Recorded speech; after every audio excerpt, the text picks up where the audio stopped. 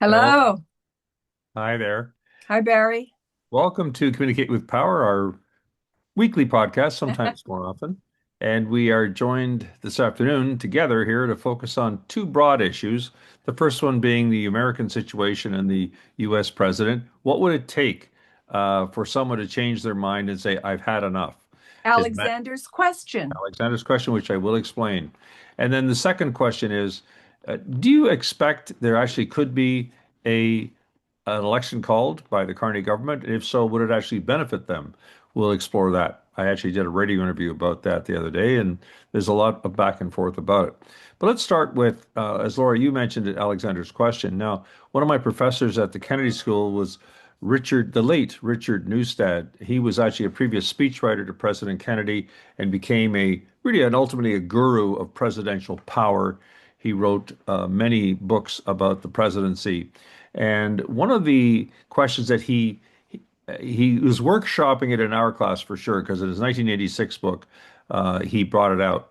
And that was called Thinking in Time, the Uses of History for Decision Makers. And I can actually post that in 1986. So before he created what he called Alexander's question, who was a previous, heavy thinker, uh, presidential kind of aide, who asked this question prior to a very major decision. What fresh facts, if at hand and by when, would cause you to change your presumption? In other words, what needs to happen for you to change your mind about someone or the likelihood of something happening? So that's the question I'm exploring here. What would really have to happen for MAGA supporters to really say, we've had enough? Because, frankly, and Laura, I know you've used this example of Donald Trump's many times that he said, I can go out on Fifth Avenue and shoot someone and they'd still vote for me. I think Yeah, and he always signals ahead of time what he's actually going to do. So listen very carefully to what he says because it is he blurts it out, yeah. then it becomes a threat and it becomes reality. Although he does change his mind, he is known for that as well. So you can't, he is an uncertain president, let's call it that way. He is somebody that you can't count on. The rupture word used by Prime Minister Carney in his Davos speech. But in this case, what would it take? I mean, just to set a little background here, I mean, we've had the Epstein files, like, several million of them. There's still half they're hiding, or they're just taking their time, hoping to maybe by election day, the really, really nasty stuff Pictures, videos. will finally have to come out. Um, by the way, there is some pretty startling evidence of Trump and his friendship with Epstein, which kept on going way past when he claimed it did. I won't, for purposes of whatever, I won't get into specifics of several of them that are truly disgusting to read. Several depositions that were filed by victims of him in particular, connected though to Epstein. So that appeared, it's in the documentation. Fairness, nothing. He can invade a country, Venezuela, that's nothing. He can bomb, uh, boats in the Caribbean, people killed, that's nothing. Pretty well everything boils down to that's nothing. Move on to the next story. So, in the end, you can blame President Trump for all kinds of things, but he does have strong support. Yes, it's been dropping, and he's down to what 4 in 10 Americans would vote for him. And depending on who's running against him ultimately, we'll see. Even though he theoretically can't run again for anything, actually, not only theoretically, but he can't run again according to the Constitution. Nevertheless, he's got support, and he leverages that support to threaten other Republican congressmen and senators and would-be wannabes to stand in line behind him. So, what would it take? Laura, let's ask you, is there something in particular that if he was found absolute evidence beyond a shadow of a doubt, what would it take to people, actually his supporters, say, I've had enough? Well, he has already shattered any notion that I had that this would be a president that it could work out. But now when you see his own citizens being executed, it's a broken.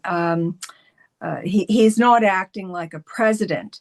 But I think for the real MAGA people, the tech bros, It's when it starts to hurt them in the pocketbook, if their money starts to dissipate. So there is Scott Galloway is calling on citizens to no longer subscribe to Amazon. And so, if citizens stopped using their products and services, and if they start to see that their money starts to go down, that might make a difference. And of course, Trump himself wants to be the richest man in the world, and that has eluded him for all this time. That's what he really wants more than anything else. Oh, And yeah. they will start to pull back once their money Well, starts to okay, go Colin, away. let's okay, you raised a good example there. And by the way, these are not still, we don't see a sign that too many MAGA supporters are pulling the plug because of that. It is true that the Minneapolis killings were definitely a crossing a certain line for a number of MAGA supporters. But, in the end, that's not even very convincing that they wouldn't continue to vote for him and his politics. So I think my concern here would be what is the triggering point that they want to stop shopping at Amazon or whatever. Though it's all very fine that they'll maybe stop doing that, but those are people already converted. They're not going to vote for him. So I think we still don't know, and I wish I had the thought in my mind. I think you'd almost have to have, if people are very visual today, you'd have to have visual proof that wasn't deep fake or anything else, that he is caught in the act of doing something that is just, it is a shock to the system of decent middle class Americans who say that is enough. Cross the Okay. line. Is there such a thing? Well, it may well be there is such a thing. I have long been suspicious that one Vladimir Putin has such evidence, and he's never said really a nasty word about Putin. And high suspicions with a lot of information about his trip to Moscow for Miss Universe. And he denied he was there for the weekend. But then they found a jet. Actually, he didn't go on his own jet. He went on a friend's jet.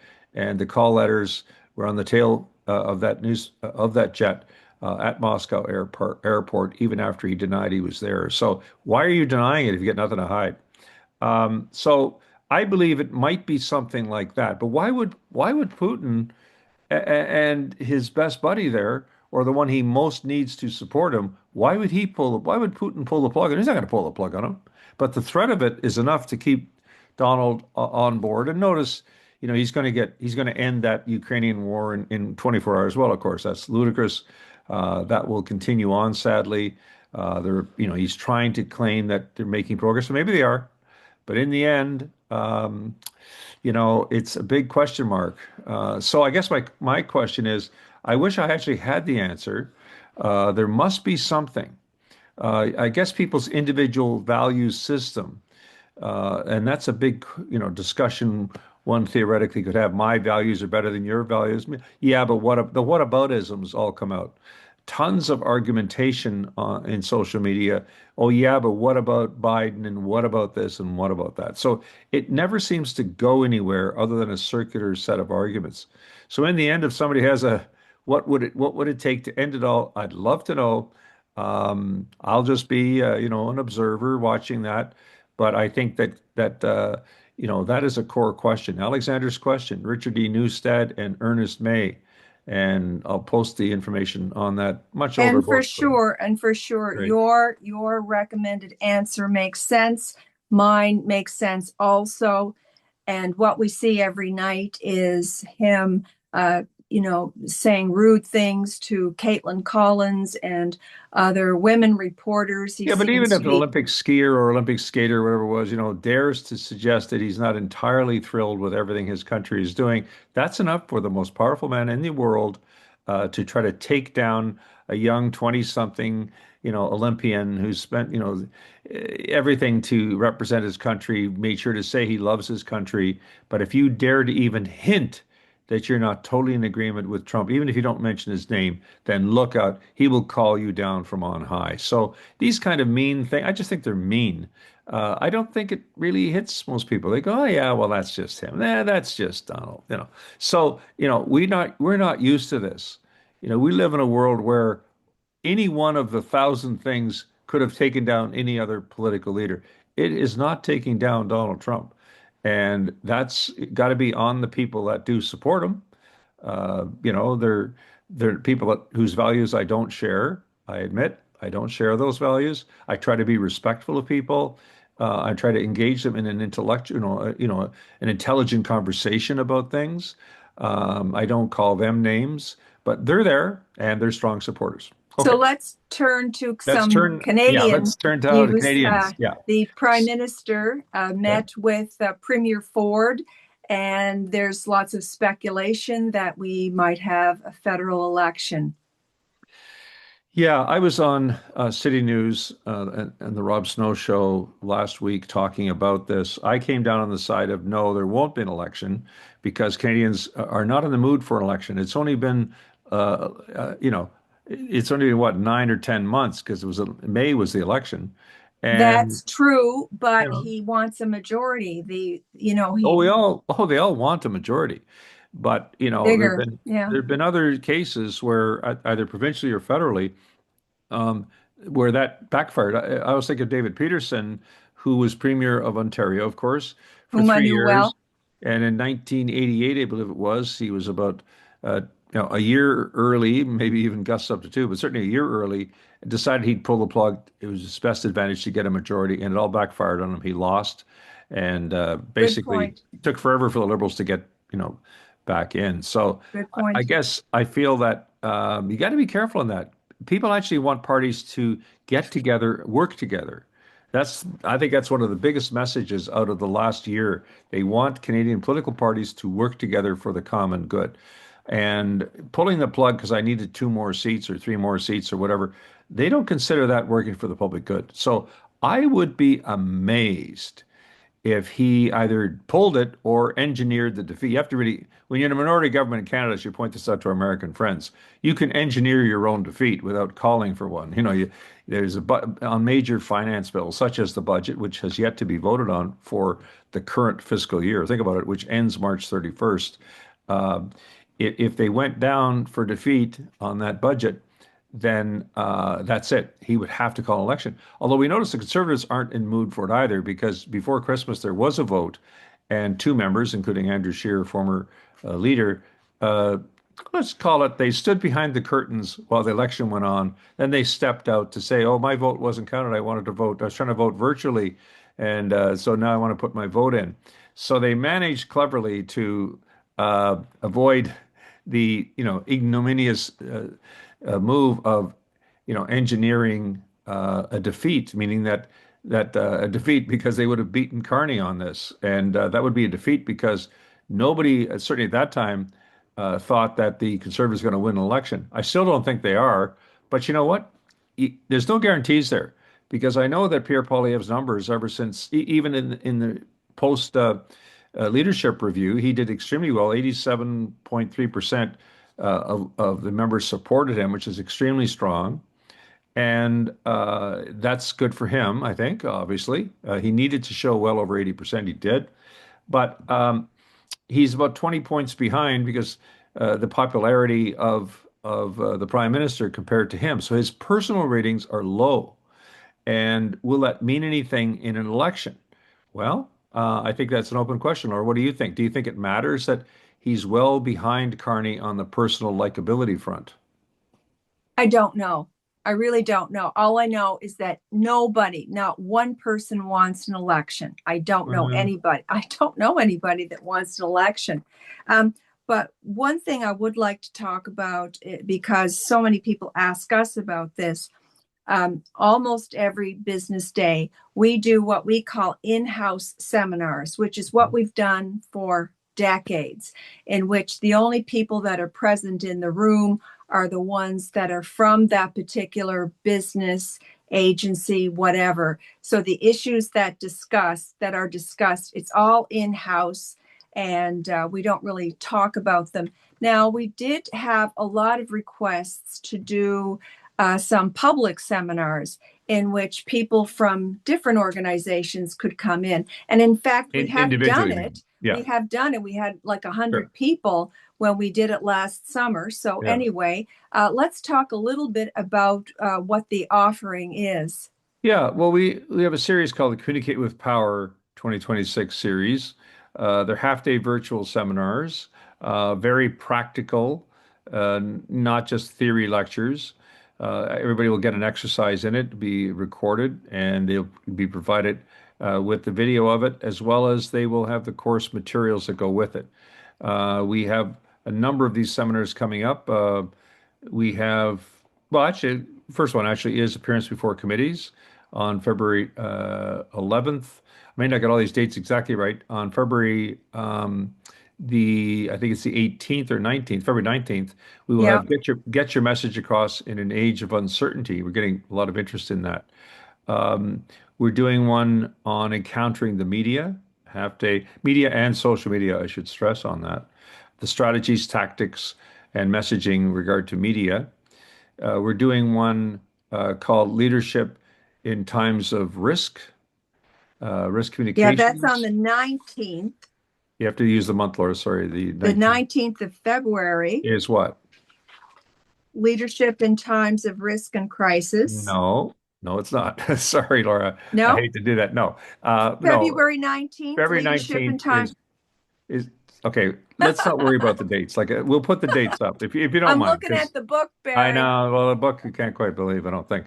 Even though I know it's your book and I shouldn't say that. No, we'll leave the dates. We'll post them at the bottom if you don't mind. Please No, so do. anyway, and leadership at times of crisis. Obviously, crisis communication is a big area. So there is a total of 6 seminars. And, we'd love to have you join it. It's $350 per person, but there are early enrollment dates. So check that out on our website, Communicate with Power, communicatewithpower.store Yeah. slash collections March 4th is slash all. encountering the media. Yeah. March 6th is No, no. leadership in times of Laura, you're still trying to crisis. do it. Laura, you're still trying to do it. I'm going to ask you not to, okay? Let's just Okay. confuse them all and then they go for nothing. No, I please don't do stand that. corrected Yeah, you're here. looking at older versions. So anyway, the bottom line is Okay, that let's talk about the what we're doing bottom for line is that Ottawa Laura, Youth. Laura, Laura, let's just finish that, okay, if you don't Okay. mind. I'm losing control of my own podcast. I don't know what's going on here. No, I'll just say this, that, in the end, getting an enrollment of an individual is important to us because we want to reach out It beyond is. just an organization purchasing it. And on early bird registrations, it's $75 discount, so $275. Just want to get that in, which I think is an extremely reasonable price for these kind of seminars. A lot of preparation work goes in. We customize them. We have a pre-seminar questionnaire. We customize to each person, so you get a real feel of personal focus on your issues and your communication. So we look forward to welcoming you to Communicate with Power .store slash collections slash all. We'll put that in the bottom, by the way, as well. So please look into that. Now, Laura, Yeah. you did hint, I know you're anxious to do it because it's coming up in March, which is the University of Ottawa. We are doing a 2.5 day seminar with Jennifer Irish, who is with the Information Integrity Lab over at Ottawa U, and she is the guru of all things disinformation. And we are combining forces with her, and we're doing a seminar called Risk and Crisis Communications in an Age of Disinformation. So that's very exciting. We've done now several versions of that. We're looking forward to that. There is still room. So we'd like you to go on to Ottawa U, the Professional Development Institute of Ottawa U. And it's 2 1 day courses in In person, person. 2 1 days, and then 1 half day. So it's a total of 2.5 days in person. This one is.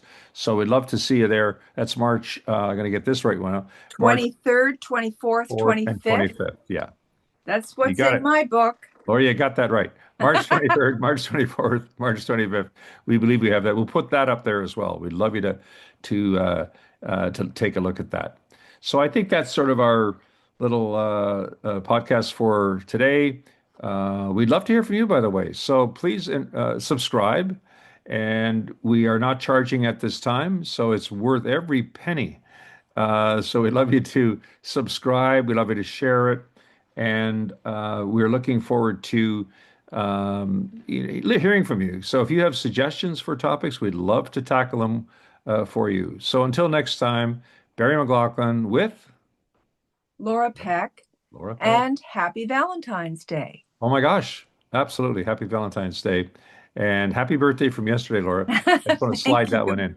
Okay, so we'll see you next time. Take care. Bye bye. Bye.